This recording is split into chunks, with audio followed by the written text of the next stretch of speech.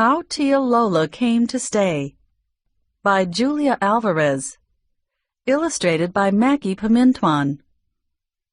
Genre: realistic fiction is made up, but the characters and events are so lifelike that the story seems as if it must be true. Before you read, establish your own purpose for reading to enhance your comprehension.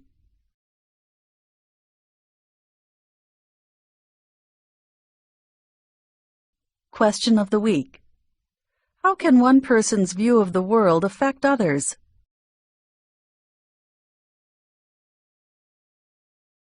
Miguel and Juanita have moved to a rented farmhouse in Vermont with their mother, Mommy.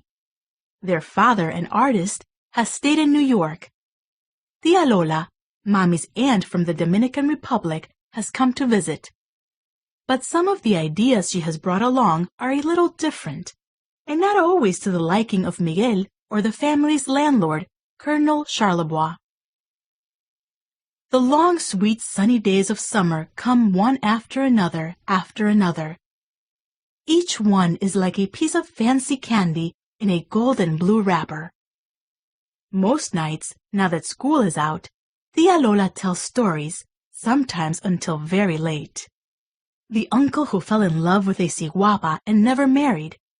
The beautiful cousin who never cut her hair and carried it around in a wheelbarrow. The grandfather whose eyes turned blue when he saw his first grandchild. Some nights, for a break, they explore the old house. In the attic, behind their own boxes, they find dusty trunks full of yellowing letters and photographs. Miguel discovers several faded photos of a group of boys all lined up in old-fashioned baseball uniforms. Except for the funny caps and knickers and knee socks, the boys in the photos could be any of the boys on Miguel's team. One photo of a boy with a baseball glove in his hand is inscribed, Charlebois, 34. Miguel tries to imagine the grouchy old man at Rudy's restaurant as the young boy with the friendly smile in the photograph. But he can see even a faint resemblance.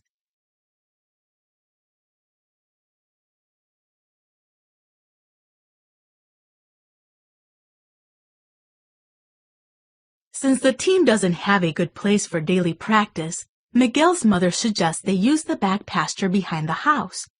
But let me write Colonel Charlebois first, just in case. Their landlord lives in a big white house in the center of town. He has already written them once this summer, complaining about the unseemly shape of the vegetation, after Tia Lola trimmed the hedges in front of the house in the shapes of pineapples and parrots and palm trees. Can't you just call him and ask him, Mommy? Miguel asks. After all, the team is impatient to get started with practice. A letter will take several days to be answered. You try calling him, Miguel's mother says, holding out the phone. Miguel dials the number his mother reads from a card tacked on the kitchen bulletin board. The phone rings once, twice. A machine clicks on, and a cranky old voice speaks up. This is Colonel Charles Charlebois. I can't be bothered coming to the phone every time it rings. If you have a message, you can write me at 27 Main Street, Middlebury, Vermont, 05753. Let's write that letter, shall we? Mommy says, taking the phone back from Miguel. 2 days later, Colonel Charlebois' answer is in their mailbox. It has not been postmarked. He must have driven out and delivered it himself. I would be honored to have the team practice in my back pasture, he replies in a shaky hand as if he'd written the letter while riding in a car over a bumpy road. Honored, Miguel's mother says, lifting her eyebrows. She translates the letter for Tia Lola, who merely nods as if she'd known all along that Colonel Charlebois is really a nice man.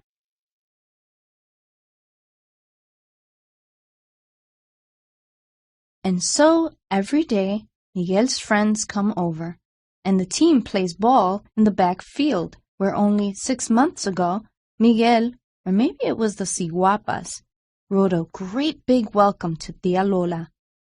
Twice a week, Rudy drops by to coach.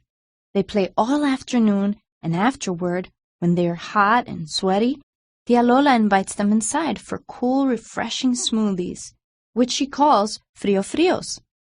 As they slurp and lick, she practices her English by telling them wonderful stories about Dominican baseball players like Sammy Sosa and the Alu brothers and Juan Marichal and Pedro and Ramon Martinez.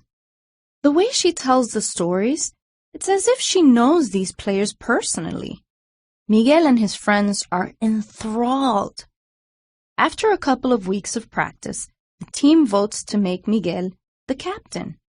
Jose, who is visiting from New York, substitutes for whoever is missing that day. Tia Lola is named manager. ¿Y qué hace el manager? Tia Lola wants to know what a manager does.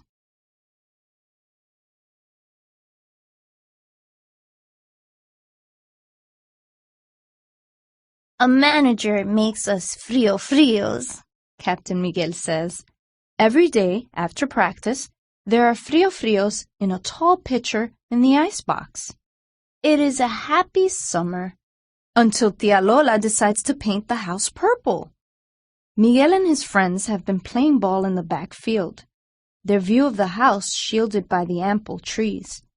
As they walk back from practice, they look up. "Holy cow!" Miguel cries out. The front porch is the color of a bright bruise. Miguel can't help thinking of the deep, rich purple whose name he recently learned from his father in New York. "Dioxazine," he mutters to himself. The rest of the house is still the same color as almost every other house in town. Regulation white, Papi calls it whenever he comes up to visit and drives through town. In her high heels and a dress with flowers whose petals match the color of the porch, stands Tia Lola, painting broad purple strokes. For a brief second, Miguel feels a flash of that old embarrassment he used to feel about his crazy aunt. "Awesome," his friend Dean is saying. "Cool," Sam agrees. "Qué cool," Jose echoes. They wave at Tia Lola, who waves back. "Frio-frios," she calls out. Today she has chosen grape flavor in honor of the new color of the house. By the time Miguel's mother comes home from work, he and his friends look like they have helped Tia Lola paint the house. Their mouths are purple smudges. When they open their mouths to say hello, their tongues are a pinkish purple.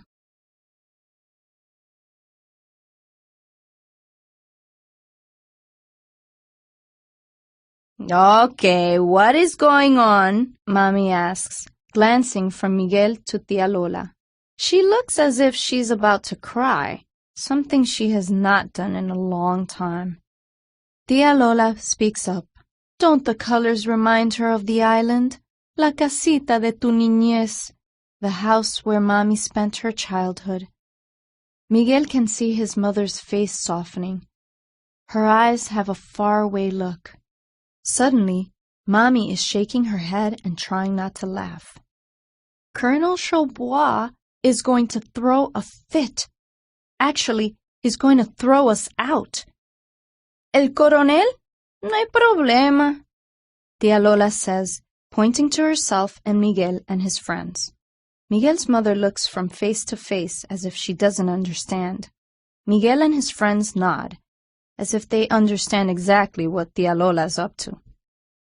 The next afternoon, when Miguel's friends come inside from practice, Tia Lola takes their measurements. She has bought fabric with the money the team has collected and is making them their uniforms. When it is Miguel's turn, he stands next to the mark that his mother made on the door frame back in January. He is already an inch taller. "Tia Lola, what are you up to?" the team keeps asking. "Are we gonna lose our playing field if Colonel Chaubois takes back his house?" "No hay problema," Tia Lola keeps saying. Her mouth curls up like a fishhook that has caught a big smile. "Are you going to work magic on him?" Miguel asks his aunt that night. "The magic of understanding," Tia Lola says. winking. She can look into a face and see straight to the heart.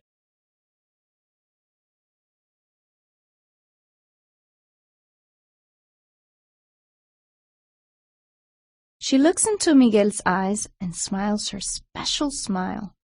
As the house painting continues, several neighbors call. "What's happening to your house?" Farmer Tom asks Miguel. "I don't believe I've ever seen a purple house. Is that a New York style or something?" Their farming neighbors think of New York as a foreign country. Whenever Miguel and his family do something odd, Tom and Becky believe it is due to their having come from the city. "I've never seen a purple house in my life," Miguel admits. "Neither have I," Jose adds, "and I live in the city." "I've seen one," Juanita speaks up, showing off. "Where?" Miguel challenges. "In my imagination," she grins. Miguel has been trying to imitate Tia Lola, looking for the best in people. He stares straight into Juanita's eyes, but all he can see is his smart alecky little sister. One afternoon, soon after Jose has returned to the city, Miguel is coming down the stairs to join his teammates in the back field. He pauses at the landing. The large window affords a view of the surrounding farms and the quaint New England town beyond. A silver car Miguel doesn't recognize is coming down the dirt road to their house. Just before arriving at the farmhouse, it turns into an old logging road at the back of the property. Behind a clump of ash trees, the car stops and the door opens. Later, as he stands to bat, Miguel can make out a glint of silver among the trees. Who could it be? He wonders. He thinks of telling his mother about the stranger, but decides against it.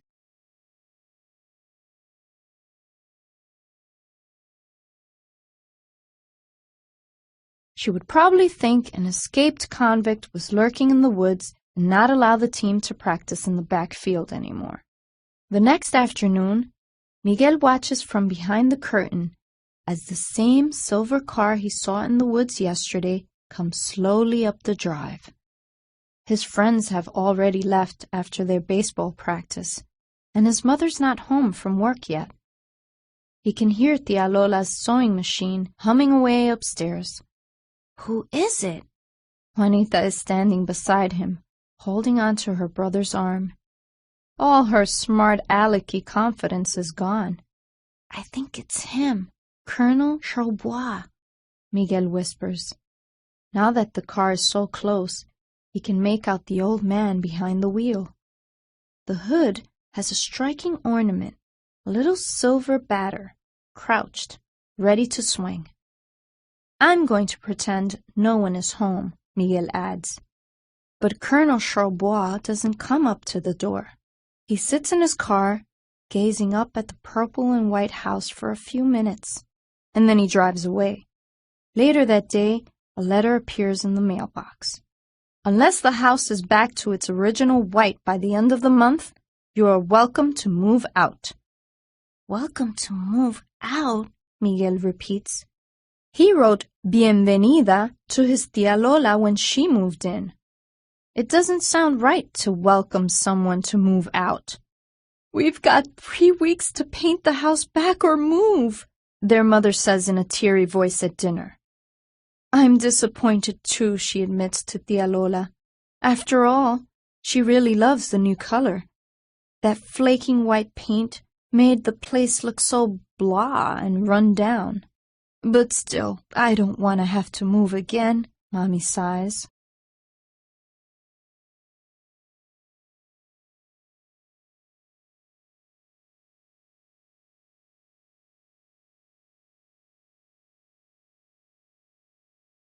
Tia Lola pats her niece's hand. There's something else they can try first. What's that? Her niece asks. They can invite El Coronel over on Saturday.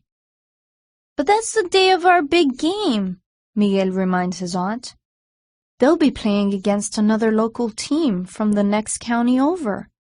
Tía Lola winks. She knows. Pero tengo un plan. She has a plan.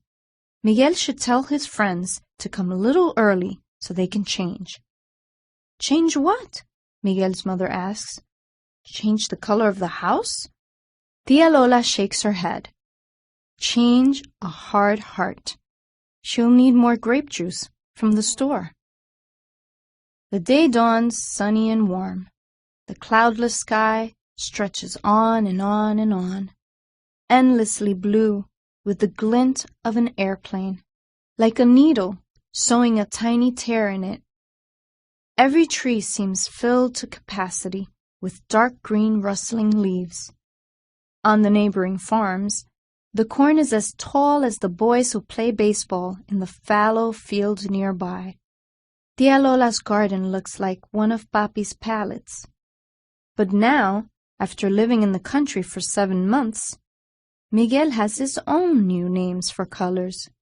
Zucchini green, squash yellow, chili pepper red, raspberry crimson. The eggplants are as purple as the newly painted house. It is the full of summer. In a few weeks, up in the mountains, the maples will begin to turn. Miguel's friends and their parents arrive early. The boys head upstairs behind Tía Lola and Rudy. Their parents stay downstairs, drinking grape smoothies and talking about how their gardens are doing. At last, the silver car rolls into the driveway.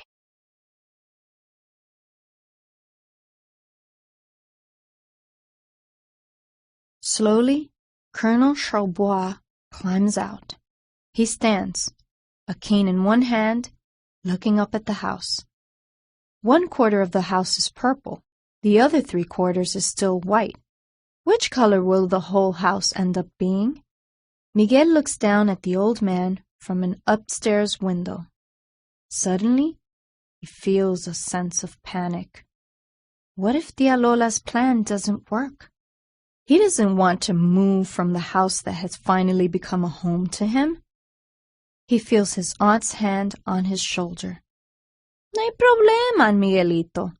She reassures him as if she can read his thoughts even without looking into his eyes.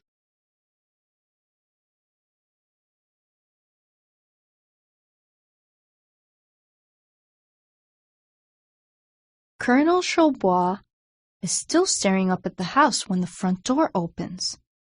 Out file 9 boys in purple and white striped uniforms and purple baseball caps. They look as if the house itself had sprouted them. Miguel leads the way, a baseball in his hand. Behind them, Tía Lola and Rudy each hold the corner of a pennant that reads, Charlie's Boys. Colonel Charlebois gazes at each boy. It is difficult to tell what is going through his mind. Suddenly, he drops his cane on the front lawn and calls out, Let's play ball! He stands, wobbly and waiting and smiling. Miguel looks into the old man's eyes and sees a boy, legs apart, body bent forward, a gloved hand held out in front of him. He lifts his arm and throws the ball at that young boy, and the old man catches it.